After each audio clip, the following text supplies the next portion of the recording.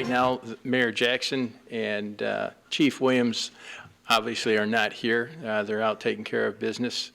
And so when things calm down a little bit, they'll either give a report later tonight or tomorrow at the 10 a.m.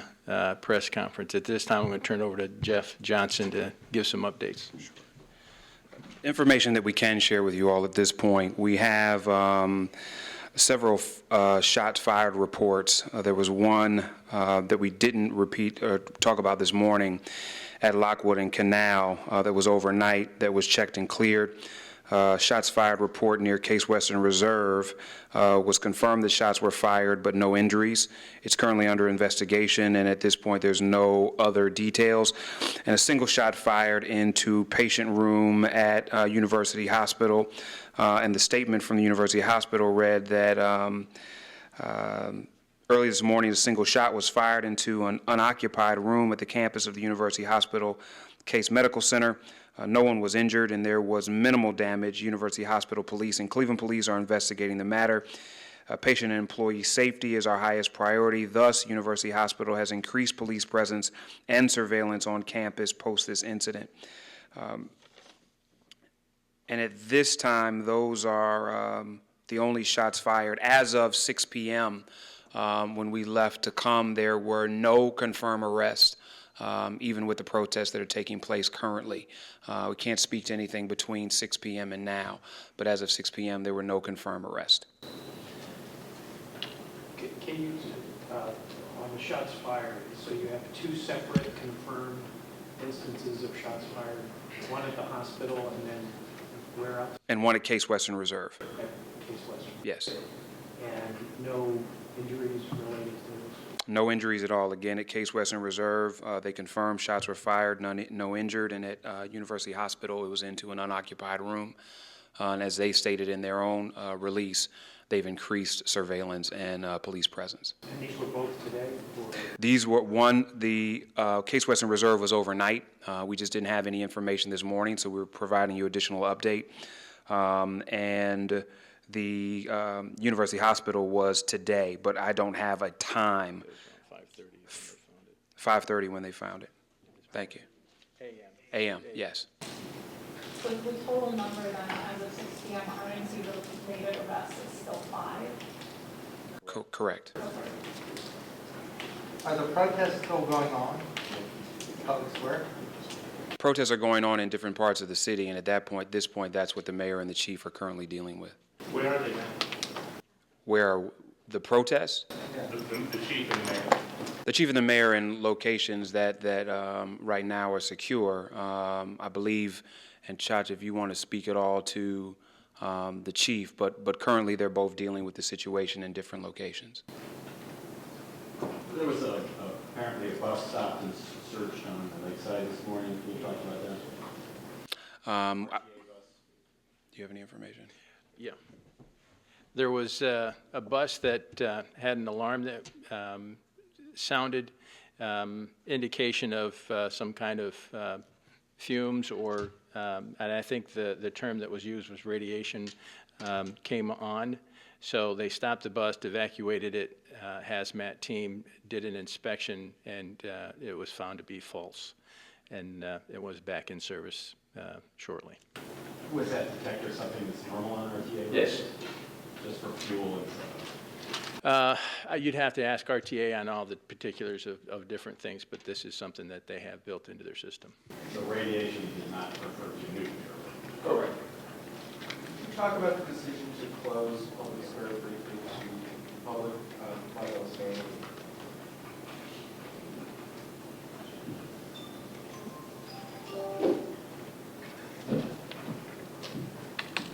Okay, so as you guys know, we had a couple of larger scale demonstrations, 2 waves kind of that came out throughout the course of the time. We did deploy the bicycle unit at a pretty, we had multiple squads of bike officers there.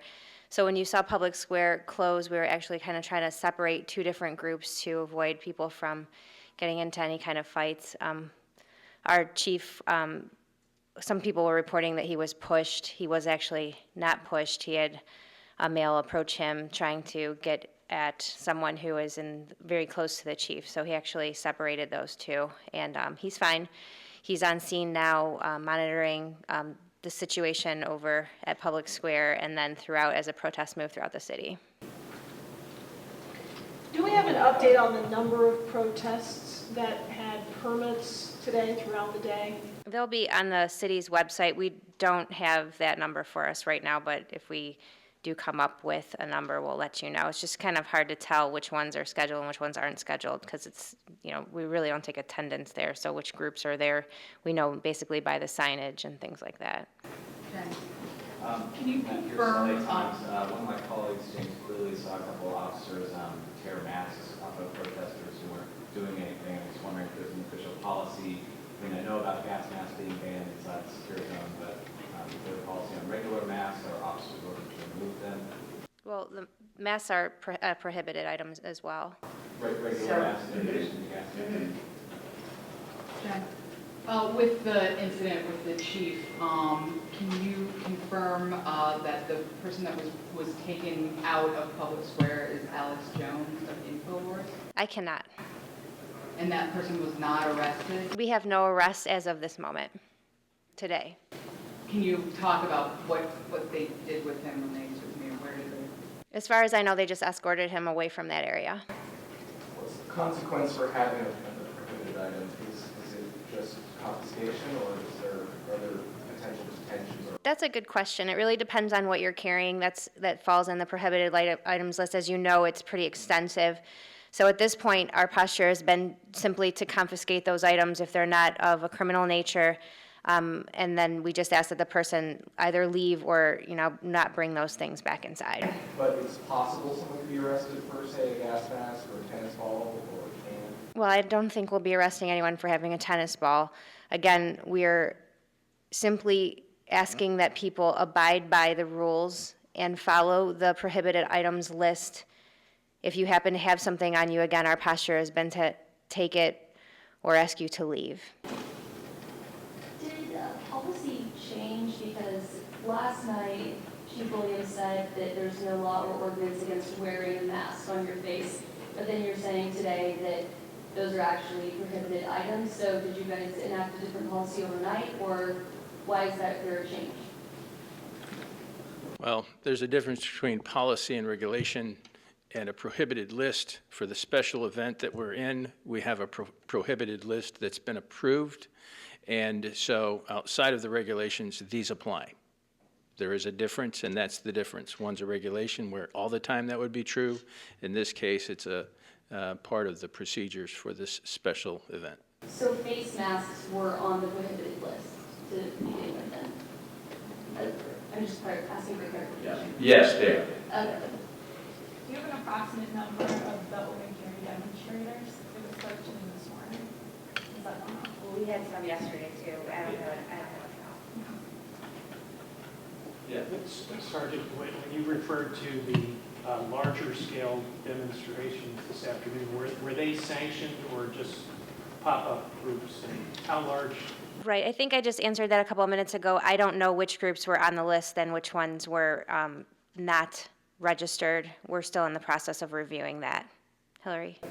Can you give us just a characterization of the protests out there today? I mean, I know you had the bicycle units out, and I talked to some folks out there as part of the department who said, it's a strategy to try to keep some of the protesters separate. Can you elaborate on that? Sure. So we don't talk too much about tactics or deployment, but you could pretty clearly see that there were kind of two rings that we were just sort of trying to separate people so that both sides had the opportunity to express their First Amendment rights. Both sides had the opportunity to even kind of, yell things back and forth at one another. What we were trying to avoid, obviously, is any kind of physical altercation where anyone gets hurt, and that was successful. The deployment of the bike unit was, pretty swift. Those guys and girls are very well trained to move the protesters or demonstrators apart from each other or to other areas just to keep everyone safe. The protests did disperse in both waves fairly quickly. No officers were injured, no civilians were injured, and no arrests were affected. Seems like protests have escalated since yesterday. I mean, do you anticipate that to continue through Thursday when Trump accepts the nomination? Well, we don't know. It's kind of one of those things where you have to, wait and see what's going to happen. But again, we're trained and ready. To add to that, our expectation is that if you have issues that you're concerned about and you want to express yourself, we've provided ample opportunity to do that in several venues. And we expect people to do that peacefully without causing harm to people or property.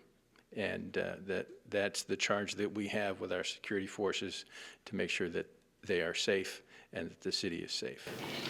Did you anticipate that there was going to be a problem because the chief was on scene, deputy chief was on scene? This is before anything even happened.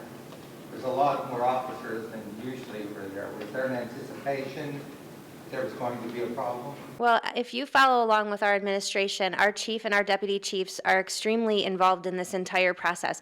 From the very beginning when we began training 18 months ago, our chiefs are on scene throughout the vast majority of the demonstrations, and if you talk to local media here, the reporters that are here each and every day, they can affirm that our administration is always in field. Chief Williams is very hands-on, and he's in the field during the course of these demonstrations, and I would anticipate that he will continue to be.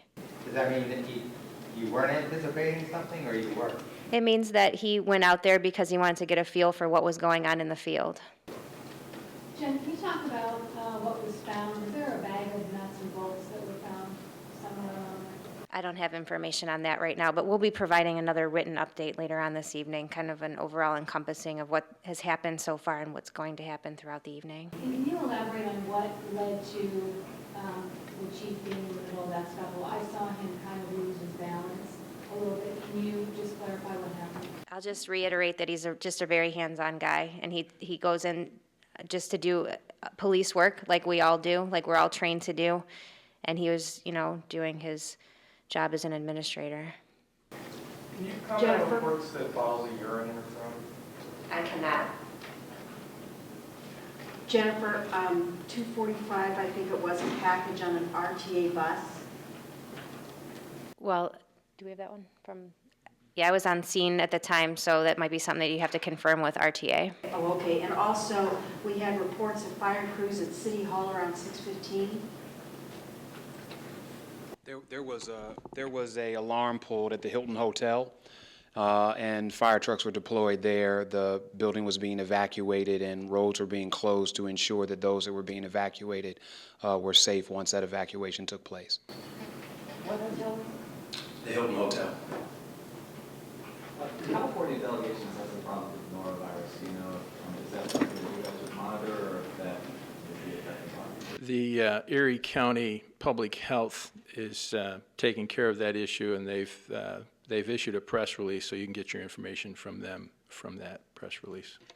Nearly halfway through now, can you give an overall assessment of where we are security-wise? Is this about what you expected, less than you expected?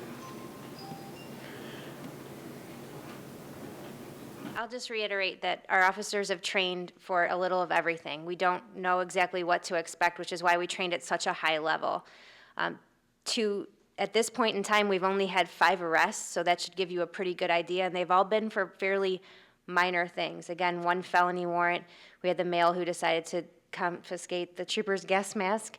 He was charged with petty theft, and then we had 3 individuals that climbed the flagpole at the Rock Hall this morning to hang a banner.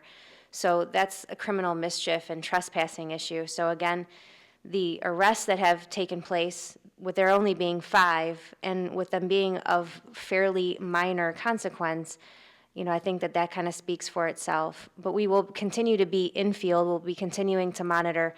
We're trying to keep up with keeping you guys as updated as possible, both through these press updates, through regular updates that come out through the EOC and the Joint Information Center, and then through social media. So if you're following along, we are providing in-field updates as well. I know you don't want to talk about tactics, but is it the sort of overall feeling that you want to have a sort of at least show of overwhelming force just to prevent things from getting out of hand?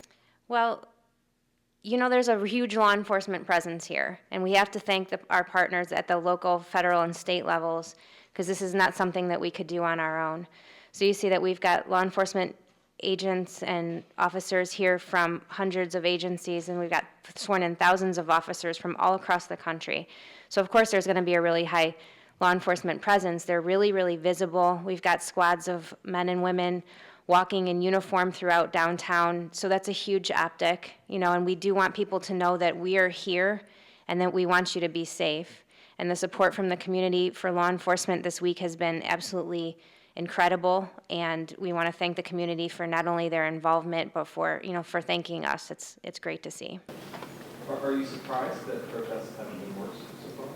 I'm not surprised. This is Cleveland. You know, we have a great city, and hopefully moving forward we'll continue to have, you know, what we've seen here, which is basically people expressing their First Amendment rights. Hi. So there are reports that there has been an arrest warning issued on Lakeside and Vine. I apologize if you addressed the one you didn't back here. Can you attest to that at all? Do you know what the situation is like? I can tell you right now, just from moving in here, and probably a lot of you, if you did not arrive real early for the press conference, that the protest is currently moving. So there could very well be dispersal orders going on right now. That would be my I wouldn't even say my guess. That's probably what's going on. And how are you handling the protesters who are laying in the streets? We had reports that obviously with 13 didn't, but there were some folks laying down. Yeah, those things are handled as a case-by-case basis. You know, like I said before, we haven't effected any arrests at this time. We're trying to work with people, and that's been our posture all along. Okay. You know, we'll be doing another update later on. We'll be doing that through press releases and then a social media post too. Bless you. Just to be clear, you won't do another in-room briefing tonight. If you have any updates, they'll come out on a press. Most likely not tonight, unless it's... I'm sorry. Sure. Sergeant Jennifer Chach from Cleveland Police. How do you spell the last name? C-I-A-C-C-I-A. Media Relations Director Dan Williams, W-I-L-L-I-A-M-S.